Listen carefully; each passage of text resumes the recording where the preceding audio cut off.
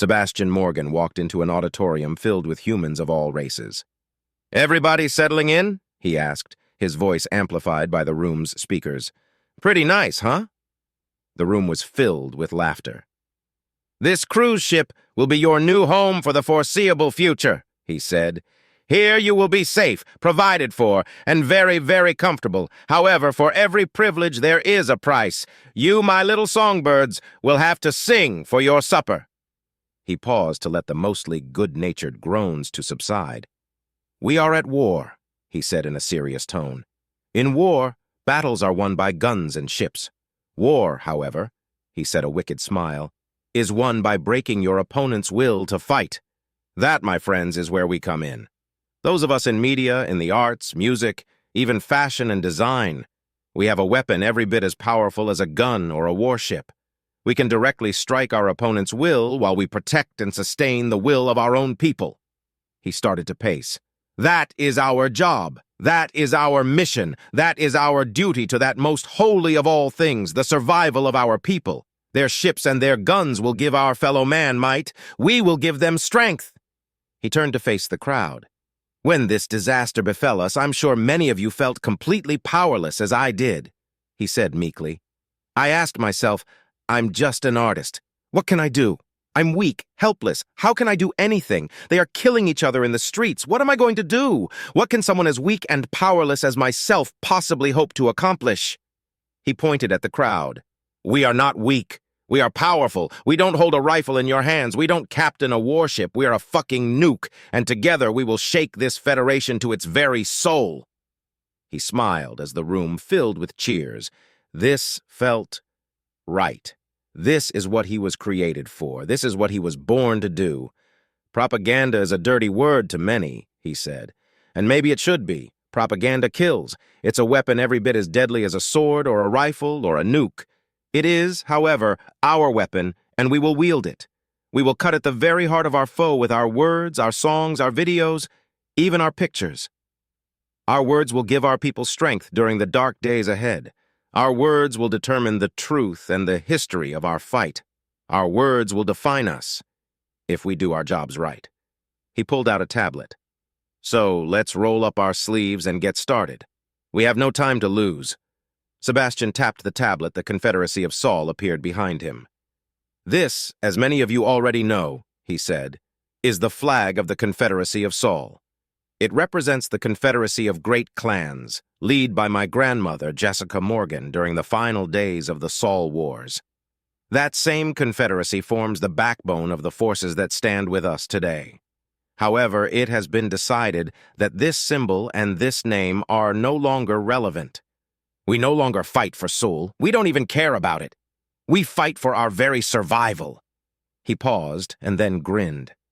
"It is also felt that using this standard and this name and this image will imperil our continued weapons and supply shipments from the Republic and the Empire. It's a miracle that we are getting anything out of them, but if we show up with this on our ships—" The room filled with chuckles. "Exactly," Sebastian laughed. "We need to rebrand ourselves, and we need to do it fast. In just over 24 hours, the hammer is going to fall. We will strike our first serious blow against the Federation. We need a new name and a new flag now." He looked across the sea of faces. "You have all already been assigned this task," he said. "Team leaders, what have you come up with?" A man stood and cleared his throat. "We at Raelish Public Relations LLC propose," he said as an image of a sword inlaid with a double helix appeared. "The Confederacy of Man," he exclaimed proudly. "It's direct, it's visceral, and it's been done," an anonymous voice shouted from the back. "Play with miniatures much?" the voice asked scornfully as laughter broke out. "Hey, cut that out," Sebastian chided.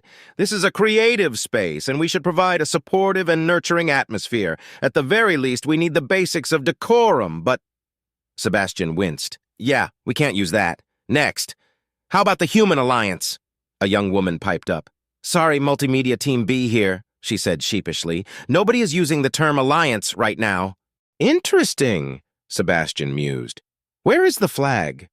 We don't have one yet?" The woman cringed. "We have it narrowed down to—" "Right," Sebastian said, cutting her off. The name's interesting, and you are right. Nobody is using Alliance. The next group rose and presented their idea, and then the next, and the next. Everybody from artists to musicians to fashion designers all pitched their names and concepts. Sebastian dutifully took them all down as he frowned. Nothing was really doing it. Finally, Bella stood up. "Bella?" Sebastian asked in surprise. "Are you leading a team?" "Not officially," she said with a little embarrassment. "But a few us, my friends and I, were playing around with this, and I think we have something." "Well, go ahead," he said somewhat indulgently. She was his niece, after all. He would have to have a stern talk with her after this, though. "Okay," she said nervously, ignoring the glares from her actual boss.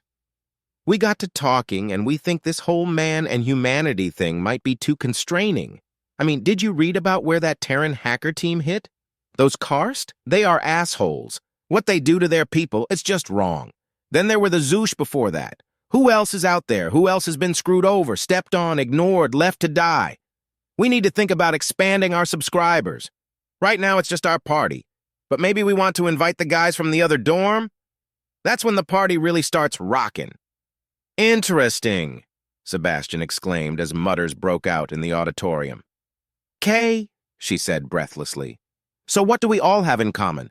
We were shafted by the feds, forsaken by them. We are the forsaken." The room broke out into excited murmurs. "And where do we have to go?" she asked. "Nowhere. We have nowhere to go. Except to our old home, our mother, lover, killer, and devourer. The void!" she exclaimed as a stylized hyperspace flare on a black background appeared. "And what do we have to offer? Chaos!" An 8-rayed symbol of chaos appeared in the middle of the flare. "And destruction!" A sword appeared, running down the middle of both. "We will take on this galaxy and fucking carve out a place in it. And we will bring chaos and death upon those who stand against us. All of us." She paused for breath. "This could be the beginning of not just a new day for humanity, but for others as well. More ships, more guns, more forsaken. We got to thinking, this could be the start of something huge. If we wanted it to be." Sebastian just looked at her in shock. "Well," he said after a few moments, "your informal team? It's official now. If any of them aren't on this ship, get them here right now." "We have a problem with the flag," someone called from the crowd. "It looks too much like the Black Angel's emblem." There was a chorus of assent. "Okay," Bella said. "We ditched the sword, but we need something. Ooh, what about the eyes of Azathoth as the background? It ties into the whole void and chaos theme and is part of our shared cultural heritage. It will be a nice religious kick that all ethnic groups should accept. We can add new eyes whenever another species signs up as a way to welcome them too." "Damn, girl," her former boss muttered as the crowd broke out in an excited cacophony, everyone talking about what they just heard. Sebastian waited patiently as everyone settled down. "I have everyone's submissions, and will present them to the devil immediately. But I think we all know what we are going with. Thank you all for your time, and I shall leave you to your individual projects. Void inspire you." "Yes, we did recommend containment over research," Director GVX Ta, Director of Federation Intelligence, said to the Council. "And yes, we did state that the loss of the entire human race in the Federation was an acceptable loss. Should it come to that?" He buzzed angrily. "However," he buzzed, spitting into his trusty bucket, "at no time did we ever say that the extinction of the humans was a plus. We never laughed about their plight. We also advocated containment, not whatever you want to call the joke of a response that was implemented. A response that was demonstrably intentional and meant to allow the maximum amount. That is ridiculous and clearly an attempt to deflect blame from where it should firmly lie." Counselor Rexido, head of the Federation Health Council, shouted. "Really?" GVX Ta asked. "Shall I play the tapes again? The tapes that are playing on a loop at all hours across the entire Federation? Shall I play the tapes where we presented this grim option? Shall we compare them?" GVX Ta said with a sneering click. "And to answer the next flaccid question, we did not lay out the details of the medical response because that isn't our job. An appropriate response was your responsibility and the responsibility of the Federation Emergency Response Council." The only mistake we committed was to make the naive assumption that you actually felt an obligation to do your jobs. We are doing our jobs, Counselor Rexido shouted. Oh? Gytupsta sneered. Where are the scanners? Where are the medical personnel? Where is the research plan for the development of a vaccine? Something that even we soulless killers, as you have called us, advocated. Those plans are in place, the counselor yelled. Yes, they are now, Gytupsta replied. However, the vaccine initiative only was issued after this shameful and intentional failure was brought to light. The timestamps are falsified, and I can prove it. Even so, the failure to send medical personnel and scanners.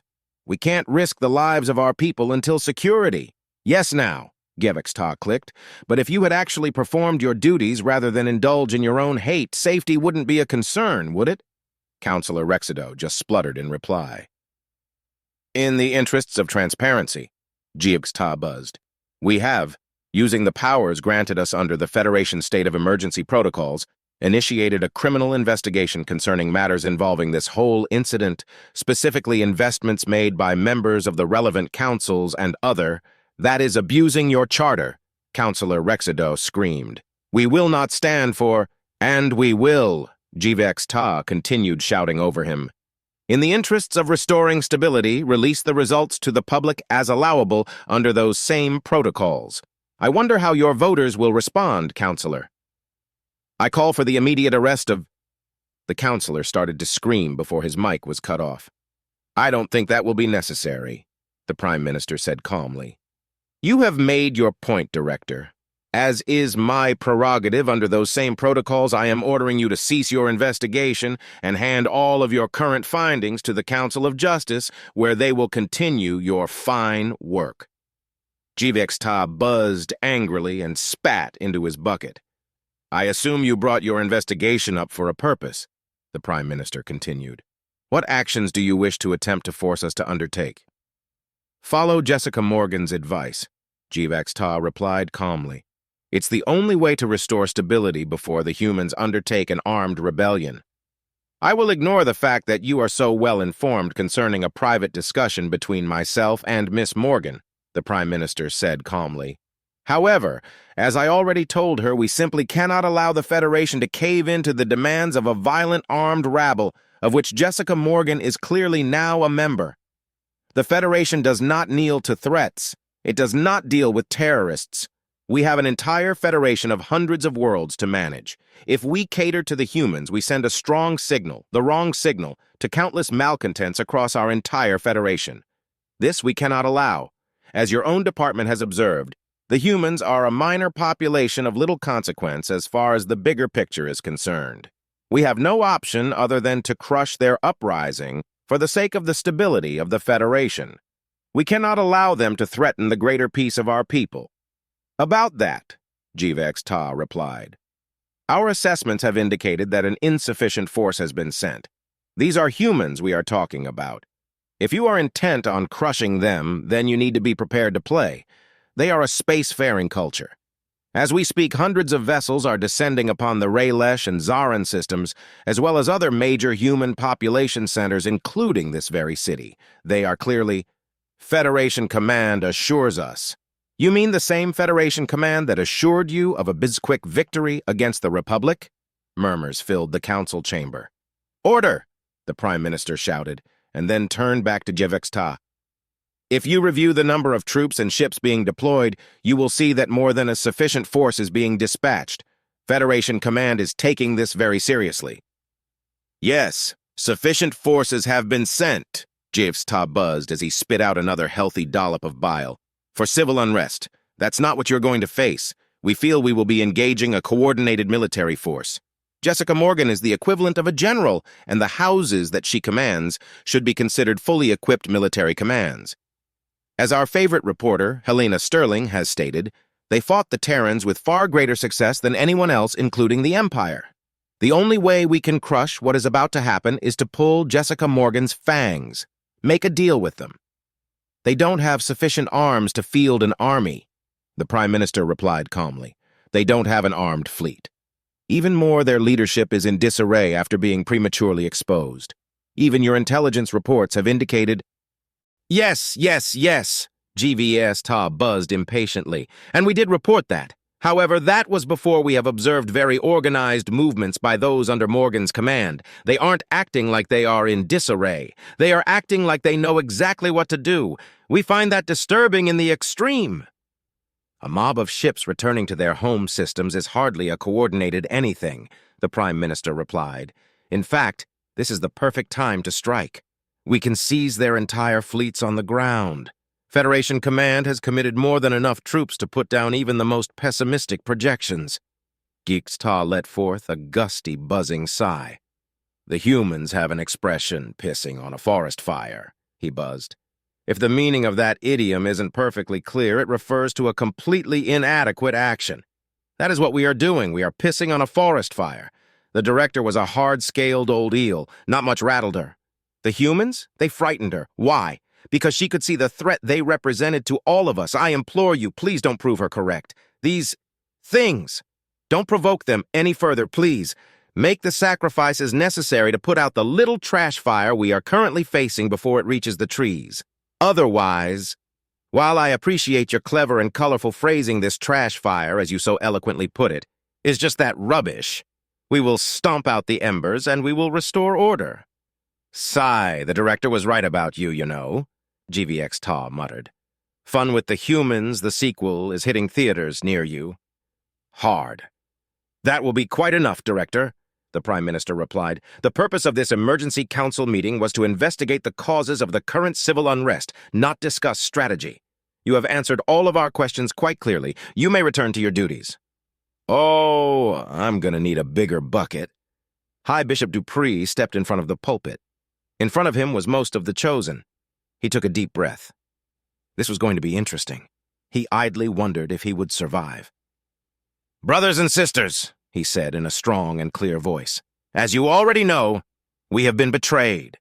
What you may not know is how deep that betrayal is. We were betrayed, misled from the very beginning of our order. He paused for emphasis. And through our own greed, wrath, and hate, we allowed ourselves to be misled. We never followed the will of the Lord. Mutterings broke out in the chapel. Never! We have been following the words of the great deceiver. Since the beginning, look at our actions. Were they the acts of an all-powerful and all-loving God? No! There were shouts of outrage. He breathed a sigh of relief. This was actually going better than he thought it would. And our reward? He asked in a loud, confident voice. Defeat! Defeat after defeat. How could we win? The Lord was not with us. We followed the will of man, not God. We followed the greedy, the hateful, the debased. Many of us are the same, twisted by hate, twisted by greed, twisted by the love of fire, the love of death. How could we win? It was impossible, for we stood against God, not with him, and so we fell. We followed a false idol. The crowd was getting ugly.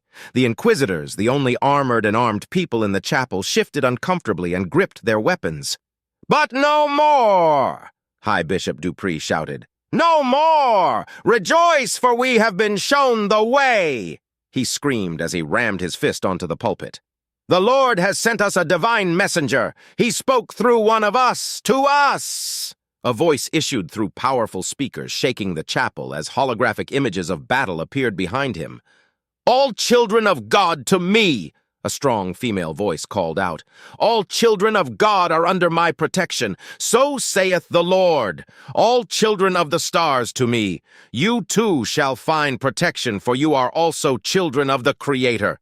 All who stand against the vile invader, the Federation, the infidel, rejoice, for the Lord stands with you. I stand with you. All shall fall before us. Nothing can stand against us. Nothing can stand against us, for to do so is to stand against the Lord. Rally under my banner. I shall be your sword, your shield, so commandeth the Lord. Drive these infidels from this sacred soil, purged by fire, baptized by blood. This is our day. This is our time. This is our command from the Lord. Purge the infidel, Deus vult.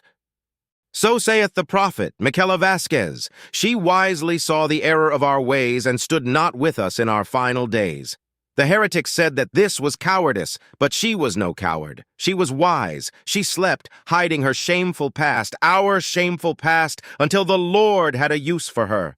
Then she donned her armor, her sword, and her guns, and she proudly strode forth into the light. With the Lord at her side, she slew the infidel, and none could touch her, for the Lord was with her until the end, where he granted her one final miracle. Having already drunk from the cup of death, when she reached the landers of the infidel, she was granted the gift of fire, something that should not have been possible, and she swept their ships from the soil that they blasphemed with their foul presence. The room had grown silent. He smiled. That was a good sign. "We have the same opportunity," he shouted. "We can repent. We can cast aside our shameful ways, and we can embrace the true word of the Lord. We do not exist for ourselves. No, we were saved, preserved for all children of the Lord. How else were we able to recover our holy armor, our sacred weapons? That was another miracle granted unto us. We have been able to hide, preserved by the Lord for this very day, the day when we would be delivered from the heretics who led and misled us, delivered from our own arrogance, and delivered from our defeat. No longer will we be condemned to fail. No longer will we have to hide. All we must do is follow the true word of God as delivered to us by none other than the hammer of God herself, Michela Vasquez." He paused and let the silence build. "We have a new crusade, brothers and sisters, and this time it is a true crusade given to us by the Lord, not man. We shall protect all of the children of the Lord. We shall step into the light, and we shall smite the infidel." He threw his arms wide and shouted, "Brothers, sisters, are you with me?" Silence. Oh, that wasn't good. Then, one shout his plant in the audience, then another plant, then a third not a plant, and another until the room was filled with shouts and cheers. "We now step forward into the light," he shouted, "into history, Deus Vult." "Deus Vult!" The room responded, the shout shaking the very walls. "Kneel!" he shouted. Everyone knelt. "We cast aside our beliefs, our past, and are born anew," he shouted. "We are no longer the chosen. We were never chosen. The arrogance, the sinful hubris. No, we are no longer those people. Embrace a new day. Embrace your new path. The chosen are no more. Arise, arise, my brothers, my sisters. Arise, the penitent." Everyone stood and snapped to attention. "We have a long road ahead and much for which to atone," he said. "However, we step forward into that new day unafraid, prepared for this, our eternal crusade against an infidel without number. Rejoice! Our destiny is finally revealed. I have spoken with General Morgan. She accepts our swords. When their forces fly into the heavens to wreak havoc, we shall remain here on Raelish, where we will protect those left behind. Our armor will protect us from the pestilence. We will protect those left behind, distribute supplies, and yes, we will smite the infidel. They will not hold this sacred land while we still draw breath.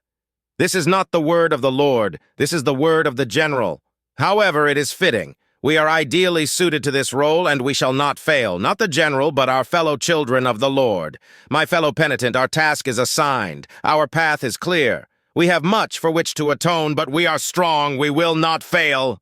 He stepped in front of the pulpit and threw his arms outward. "Deus Vult!" he shouted. "Deus Vult!" was the reply. People stepped forward holding bundles of tabards, each bearing a violet cross, and distributed them among the throng. High Bishop Dupree smiled and breathed a huge sigh of relief as people donned their new colors. He was still alive. He cast aside his old tabard and donned one bearing a violet cross embellished with his rank in thread of gold. He felt a little thrill as he donned it. Maybe there was something to this penitent nonsense after all.